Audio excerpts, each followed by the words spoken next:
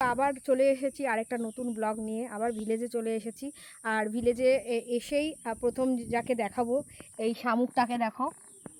তো এই শামুকের খোলস, তো শামুক এই খোলস নিয়ে শামুকটা একটু একটু একটু করে এগোচ্ছে। তো একে একটু ফলো করলাম, কত ভাল লাগছে দেখতে। আজকে হচ্ছে ভীষণ মানে গরম, রোদ্দুর নেই কিন্তু ভীষণ গরম। আর আমি চলে এসেছি ভিলেজে। আর কাজের মানে সেইভাবে মানে শুধু ভিডিও করব বলে বেরোনো এটা আমার হয় না। অ্যাকচুয়ালি আজকে আমার বাজার করার ডেট, তো তা করে নিয়েছি। গাড়িতে আমার বাজার রয়েছে, বাজার কাছেই এই ভিলেজটা একদম। তো একটু কয়েকটা ভিডিও বানিয়ে নেব, কারণ একটা দিনই ম্যানেজ করে আসি আমি এই ভিলেজে। কারণ একদম শ্যামনগরের কাছেই, একদম আমার বাড়ির কাছেই এই কলাবাগান, এই ভিলেজটা। তো সপ্তাহে একদিন এসে আমি এরকম 5-6টা ভিডিও তুলে নিয়ে যাই। এবার সেই ভিডিও দিয়ে আমি প্রত্যেক দিন আমার এই প্রোফাইলটাকে কন্টিনিউ রাখি। আর হচ্ছে তার আগে সৌমকে স্কুল বাসে তুলেছি। তো এতগুলো কাজ করে সকাল থেকে এখন এসছি ভিডিও বানাতে। আর হচ্ছে আরেকটা জিনিস হচ্ছে, আমি কেন ভিডিও করি তার কারণ এটাই, আমি মনকে ভালো রাখার জন্য ভিডিও করি। আমার ভাল লাগে, কারণ আমার যে অফিস, মানে আমি যেহেতু আমার বাবার আন্ডারে জব করি, সেই জন্য আমার অফিসটা বাড়িতেই, সেই হিসেবে আমার কোনো কলিগস নেই, আমার কারোর সাথে মেশার কোনো স্কোপ নেই। তো এই ভিডিওর দ্বারা আমি আউটার ওয়ার্ল্ডের সাথে কানেক্টেড হতে পারি, যেটা আমাকে অনেক মোটিভেটেড রাখে। কারণ আমি ইনবাউন্ড মানে অফিসে জব করলেও আমার ভালো লাগে একটু মানুষের সাথে কথা বলতে, ভালো মানুষ অফকোর্স। আর এই পাবলিকালি ডিলিং করা ব্যাপারটা আমার খুব পছন্দ ছোট থেকেই। আর আমি ছোট থেকেই যেহেতু সবার মাঝখানে সবার সাথে থেকেছি, আমার ঠিক অনেক টাকা পয়সা সোনা গয়না দিয়ে, অনেক ভালো ভালো খাবার দিয়ে আমাকে যদি কেউ ঘরে বসিয়ে দেয়, আমি হতাশা ফ্রাস্ট্রেশনে হয়তো আমার অনেক সমস্যা শুরু হয়ে যাবে। তো সেই কারণে আমি এই এই ভিডিও করার মতন এই প্ল্যাটফর্মটায় আমি টিকে আছি। এখান থেকে আমি কোনো আর্নিং করব সেই রকম আমার কোনো এক্সপেকটেশনস কোনো দিনই ছিল না, তার জন্য আমি এখনও টিকে আছি। অনেকে আমাকে দেখে, আমি দেখেছি চেনা জানার মধ্যে, আমাকে এরকম ভিডিও করতে দেখে ওদের ধারণা হয়েছিল যে আমি হয়তো এখান থেকে অনেক টাকা পয়সা ইনকাম করি, তাই হয়তো আমি ভিডিওতে এত টাইম দিচ্ছি। অ্যাকচুয়ালি সেরকম ব্যাপারই না। আমি ভালো লাগে বলে আমি এই কাজটাতে কিন্তু এখনও টিকে আছি। আর এটাকে আমি কাজও মনে করি না, সত্যি কথা বলতে এটাকে আমি কাজও মনে করি না। আর যারা ওরকম আইডিয়া করেছিল যে ভিডিও করে হয়তো টাকা ইনকাম হয়, তারা কিন্তু আর করে না। কারণ করে না এই কারণেই, যখন দেখলো যে না, সেরকম তো ইনকাম নেই, ইনকাম খুবই কম এখান থেকে। সত্যি কথা আমি বলছি তোমাদের, যাদের মিলিয়ন মিলিয়ন ভিউজ তাদের হয়তো কিছু ইনকাম হয়, কিন্তু এই 500-600-1000 ভিউসে সেরকম কোনো ইনকামই নেই। ওই ইনকামে মানে সংসারী মানুষদের তো কিছুই হবে না। এটা একটা প্যাশনের জায়গা। আর ঠিক আছে, 5-6 মাস পরে যদি কারোর কাছে $100 বা $25 যা হোক আসলে, যে চলো আমরা আজকে একটু এনজয় করি, একটু রেস্টুরেন্টে খেয়ে নিই, ওটা একটা স্যাটিসফ্যাকশান। যে প্যাশনের থেকে ইনকাম, ওটা একটা মেন্টাল স্যাটিসফ্যাকশান, নাথিং এলস। এটাই হলো ব্যাপার। আর হচ্ছে আরেকটা জিনিস হচ্ছে, আমি তোমাদেরকে কিছু আজকে আমার সম্বন্ধে পার্সোনাল কিছু কথা বলছি।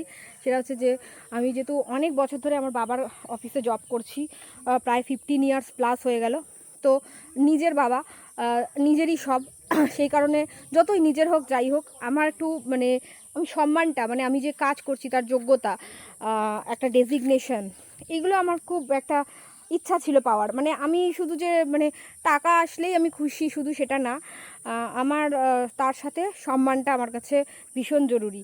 তো দীর্ঘদিন ধরে একই পজিশানে কাজ করি, একই কাজ করি, মানে একটা মোনোটোনাস লাইফ বলা যায়। তো সেই মোনোটোনাস ব্যাপারটাকে কাটানোর জন্যই আমি ভিডিও করি। কারণ দেখো, সব মানুষ এক হয় না। কিছু মানুষ ডেলি খাচ্ছে, ঘুমাচ্ছে, যে ভাবছে যে ঠিক আছে চলো ভালোই তো চলে যাচ্ছে, ভালোই খাচ্ছি, ঘরে বসে ঘুমিয়ে নিচ্ছি, আবার উঠছি, একই রকম জীবন। তো এই রকমভাবে কোনো ডেভেলপমেন্টের কথা তারা ভাবে না। কোনো রকম চেঞ্জেস বা কোনো ডেভেলপমেন্ট যদি জীবনে না থাকে, তাহলে জীবনটা মোনোটোনাস হয়ে যায়। আর যখন একঘেয়ে জীবনেই যত রকম হতাশা ফ্রাস্ট্রেশন থাকে, তো জীবনকে কখনো একঘেয়েমির মধ্যে রাখতে নেই।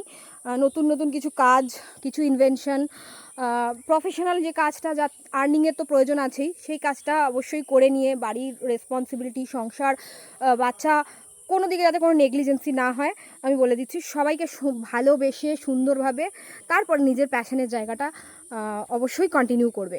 কারণ তোমার প্যাশনটা যদি অন্যের কোনো ক্ষতি না করে এবং তোমার মনকে যদি ভালো রাখে এবং তোমাকে যদি ডাক্তারের থেকে দূরে রাখে, হতাশা দুর্দশা থেকে দূরে রাখে, তাহলে সেই প্যাশনটা হচ্ছে ঈশ্বরের দান, সেটাকে অবশ্যই মাথায় রাখবে। তো দেখো ভিলেজে আমি যখন এসেছি, এখানে দেখো লাল শাকের চাষ হয়েছে। আচ্ছা আমি একটু তোমাদেরকে ব্যাক ক্যামেরা করে দেখাচ্ছি। আর ওইদিকে ভেন্ডিকে কিছু মানুষ লিখেছে যে ম্যাডাম একই জায়গা দেখান, এই ভেন্ডি চাষ আর